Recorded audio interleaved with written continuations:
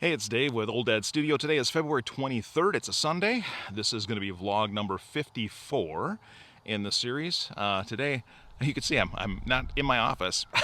Or I guess since we do a bunch of AI stuff, you could assume this is AI behind me. But it actually isn't. This is outside. It's February 23rd. I live in Minnesota. It is currently 50 degrees. Looks like it's going to get up to 51 or 52 today in the area of Minnesota that I live. And you can look right behind me. There's like no snow on the ground. I mean, it's insane. And it's been like this for the last few years here in Minnesota. We'll get little spurts of snow or little spurts of cold.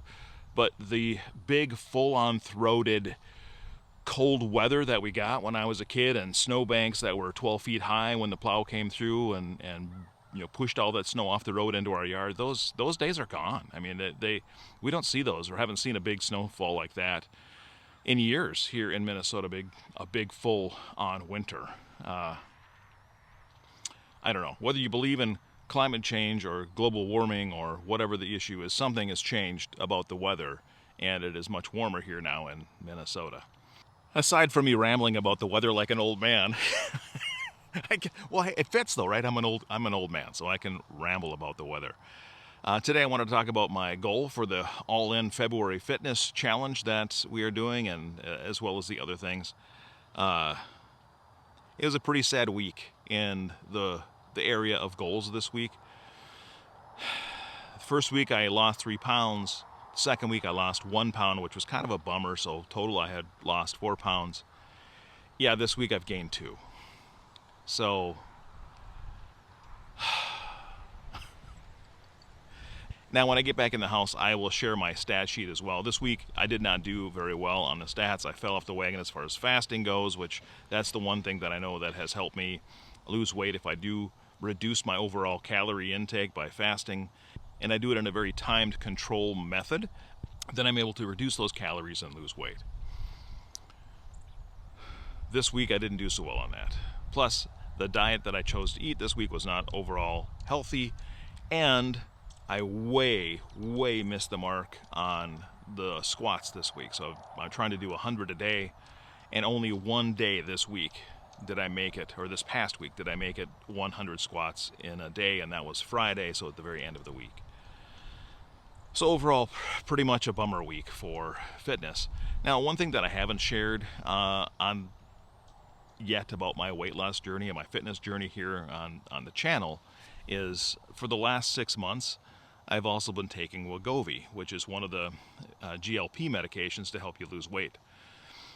Overall, in 6 months, I've lost 15 pounds. And you might say, oh, well, you've lost 15 pounds over 6 months. That's fantastic. You've lost some weight. Those 15 pounds that I have lost, I cycle through anywhere from 20 to 25 pounds up and down, up and down, up and down, and I have for years. So me losing 15 pounds, taking a medication over 6 months, to me, it doesn't seem significant at all. And I think I just took my last dose of Wegovy for the current prescription. You get 4 in a pack, and I just took my 4th one in that pack. I'm not going to ask for a renewal. I'm going to quit taking Wegovy. The side effects of it, for the benefit that I've seen, are too extreme for me.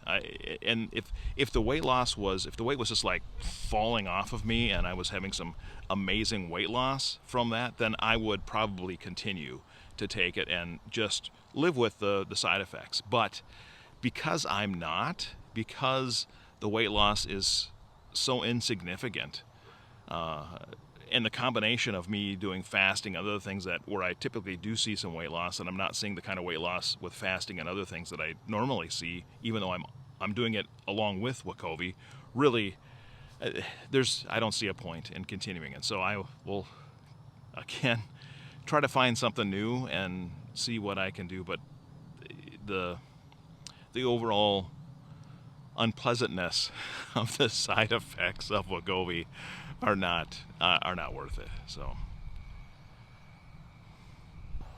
and the thing about it is, weight loss, there's really 4 pillars the way that I see weight loss. So the first one, the foundation, is sleep. You have to get a really good night's sleep. And days where I get a good night's sleep and I get some real rest, I feel so much better, so incredible the next day. It's palpable for me. But I don't have good night's sleep often. I have a horrible time sleeping. And so when those days happen, I can really tell, yeah, I got a great night's sleep last night. I'm feeling fantastic. I'm feeling energetic. I can just feel jazzed without all the caffeine and anything else that I need to get me going. And so if I could have that good night's sleep and have that foundation to wake up with every single day, I think that would help. Now, I am trying to improve my sleeping. I'm going through a sleep study and doing some other things as well to see what I can do to try to improve that. So we'll see. We'll keep working on the sleep. That's number one. I also the other thing that I do is I wear an Apple Watch to bed every single night, and so I can trend how my sleeping habits are and what's happening with my sleep overnight based on what the Apple Watch will tell me. And of course, it's not as scientific as an actual sleep study, but it does give you some really good indications of how your sleep patterns are.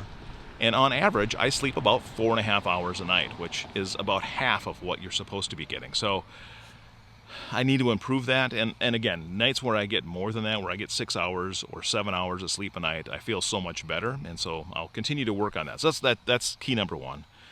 The second, of course, is diet. And this is an area that I struggle with so much. I love to eat. I love food. I love the taste of food. And I love this is something that isn't necessarily palpable for me, but I know it's happening. It's that dopamine hit when I'm eating something that I really like. Now I had to stop right there in the middle of that sentence because my 7-year-old came by and decided to have an airbender fight with me. And of course I lost because he had all the powers and I had none. And, he put me in vines and destroyed me. Oh man, the mind of a 7-year-old. It's fantastic. Food. We were talking about food. Oh, and I lost my hat in the battle as well. So now you get to look at my messy hair. Food. I love food. That's the topic I was on, and I love the taste, the texture, the smell. It is my drug of choice. I aside from diet soda, and I categorize diet soda as a part of food. And for years I was a Diet Pepsi-aholic. I've recently switched more to Diet Coke than Diet Pepsi, but that's a habit that I have been trying to kick for years and years, is the diet soda. But food overall is really my drug of choice. It's what when I am upset or I need a hit of something, I go to food, and especially sweet food, cookies and donuts and things like that, or junk food, McDonald's. It is one of those areas that I have struggled with my entire life. As far as I can remember, I have always struggled with food, and I've always been overweight my entire life. So that's the second of the four. The third is, of course, exercise, and that's one area that I don't get enough exercise, and I know that I don't. I am also somebody who does not enjoy exercise, right? So I know there's folks out there who are like, oh, let's go to the gym and feel the burn and blah. That is not me. It's just, I'm one of those people that, if I have to exercise, it's work, and I have to convince myself that this work is going to do me some good. And so the challenge with the squats that I've been doing this month is something to encourage myself to actually do those and get those squats done. Because if I don't gamify it somehow, if I don't put some goals around it, I'm never going to exercise, just because it's not something that I enjoy. I do enjoy getting out and hiking and doing some things like that. So if I could get to a point where I was physically able to go on long hikes, then that exercise I would do. But just to go to the gym or to sit and do sit-ups or push-ups or the squats that I'm doing, it's not enjoyable for me. It's just sheer outwork. And the way that I look at it, the fourth pillar of overall health is your mental wellness. And I think right now I'm actually doing pretty well. So I've got a creative outlet. I'm loving the vlog, and this right here has helped me tremendously, I think, in recent days with all of the other stuff that's going on in the world. It gives me a creative outlet and something to help de-stress and making a daily vlog you would think would be more stressful, but it actually, for me, has had the opposite effect. So it's really helping. But real deep mental wellness is something that over the years I have struggled with. I think I have had bouts of depression that I have struggled with in my life. I'm fine now. Haven't been dealing with any of those, but there have been times when I have really felt that overwhelming sense of dread, and it is a struggle to climb out of that once you're there. I've never been clinically diagnosed with depression, however, so this is from my own interpretation of what I think that depression was and what I was going through. But those really are the 4 areas that I think make up overall health and wellness. And now I'm not setting goals for all of those this month. I think the biggest ones that I have are controlling my calories and getting in some additional exercise or any exercise, really. So those are really the 2 biggest ones that I have. Now I know we are also tracking a financial goal this month along with the other things, which the financial health and wellness is a whole nother topic. I guess for me it kind of weaves into the overall mental health and wellness, because if I am financially struggling, that's going to put extra stress on me, and that just eats away at my mental wellness. But right now we're doing okay with our budgets, and as long as we stay on top of it and know where our money's going and where we're spending it and how we're doing it and have that control, that helps. And I think overall we're doing pretty well right now. More avatar battles have ensued. And of course, again, I have lost. Dad always loses in the avatar battles. All right, but I think that's also going to be it for my updates outside, and just to give you an overall sense of where I'm at right now. That was a much larger update than what I have given previously, and now I do need to show the stats for this week, so I will grab that sheet and I'll show that, and I'll include that in this vlog as well. And then we've got one more week of this February all in, and we'll see where we come out at the end of next week and do a final wrap up for this month at the end of February, and then we'll figure out what challenges we're going to make for March. I tell you what, if you have some ideas or you have a thought on something that I could use for the month of March challenge, go ahead and put it in the comments below or send me a note, and I'll see about including it, see if it's something that I could use and enhance my goals and challenges for the month of March. My tracking sheet for this week, it was the week of the 15th through the 21st. As I said before, I have gained 2 pounds this week, so I am up instead of down. And then here's what it looks like for the week. So over the weekend, I did 40 squats. Again, I gray out Saturday and Sunday because these are free days, and if I do anything, it's bonus. So I did 40 bonus extra squats over the weekend. On Monday, I did 0. Now, Monday was a holiday this past week for us, so it was not a day that I was in my office working, but I still should have done the squats, and I didn't. I didn't do any at all that day. Tuesday, getting back into it, I only did 20. On Wednesday, I did 40. On Thursday, I did 20 again, and then on Friday was the only day where I did 100 squats total. So where I should have done 500 for the week, I only did 220. So I achieved a goal of 44%, which is pretty dismal.